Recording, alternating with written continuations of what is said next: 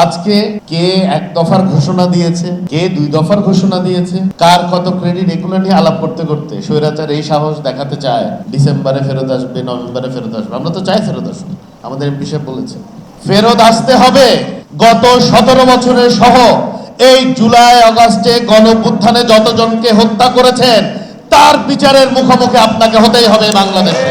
কোনো kangaroo court বা বিশেষ আদালত নয়, প্রচলিত আইনে শেখ হাসিনার বিচার হবো বলে মন্তব্য করেছে ভূমি ও পার্বত্য চট্টগ্রাম প্রতিমন্ত্রী মীর মোহাম্মদ হেলাল উদ্দিন। তিনি হইয়ে দেশত ফিরি আইলেই শেখ হাসিনারে আইনের মুখোমুখি করা হইব এবং দোষ প্রমাণিত হইলে ফাঁসির রায় কার্যকর করা হইব। কোনো ক্যাঙ্গারু কোর্ট করব না, কোনো বিশেষ আদালত করব না, বাংলাদেশের প্রচলিত আইনেই ইনশাআল্লাহ বিচার হবে এবং যদি প্রমাণিত হয় ফাঁসির কাষ্ঠেও চড়তে হবে। এই জন্যই তার আসতে হবে। কিন্তু এইটা যদি ধারণা করেন আত্মীয় স্বজন পরিবার পরিজন নিয়ে নিজের দলের নেতাকর্মীকে না বলে পালিয়ে গেছেন, এই নেতাকর্মী জনগণ তো বাদই দিলাম, এই নেতাকর্মী আবার আপনাদের ডাকে মাঠে নামবে, এটা বোকা সর্বরাজ্যে বাস করা ছাড়া অন্য কিছু না।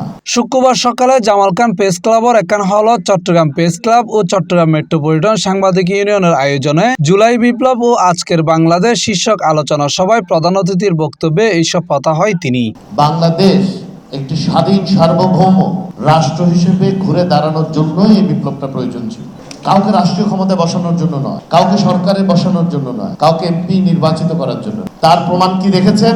যেদিন বাংলাদেশের এক ফেরারি আসামি, ফাঁসির সাজাপ্রাপ্ত আসামি ভারতে বসে নির্লজ্জভাবে দেশে অস্থিতিশীল করার জন্য প্রেস কনফারেন্স করেছে, বাংলাদেশের পররাষ্ট্র মন্ত্রণালয় থেকে সাথে সাথে খুবই কঠোর ভাষায় প্রতিবাদ জানানো হয়েছে। এই বাংলাদেশের জন্য আমরা যুদ্ধ করেছি। আর কোনো দাবিদারি চলবে না, আর কোনো খবরদারি চলবে না বাংলাদেশের উপর। এবার বাংলাদেশ চলবে একটি নীতি মাথায় নিয়ে, সেটা হচ্ছে সবার আগে বাংলাদেশ।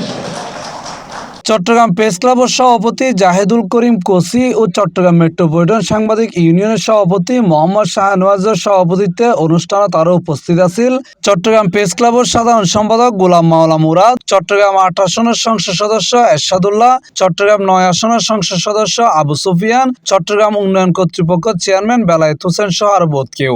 জুলাইতে আমাদের মধ্যে অনেক যারা নেতৃত্ব দিয়েছে, আমাদের মধ্যে বিভেদ থাকবে, আমাদের মধ্যে কথা বেঘাস থাকবে, কিন্তু শেখ হাসিনার ব্যাপারে কোনো আপোষ নেই। আমি মনে করি শেখ হাসিনা অবশ্যই ইন্ডিয়াতে থেকে মধ্যে মধ্যে উকি মারবে আমাদেরকে ভয় দেখানোর জন্য। জুলাই আগস্টের চেতনা যতদিন পর্যন্ত আমরা ধারণ করব, শেখ হাসিনা বাংলার মাটিতে আসার কোনো আমি কোনো ধরনের ব্যবস্থা আমি দেখছি না। সারা দেশে আলোচিত হচ্ছে যে শেখ হাসিনার ওই যে কি বক্তব্য এবং শেখ হাসিনা আসবেন। আমরা তো শেখ হাসিনাকে চাচ্ছি নাকি না, তাকে বিচারের মুখোমুখি করার জন্য বাংলাদেশের জনগণ প্রশাসন অধীর আগ্রহে অপেক্ষা করছে।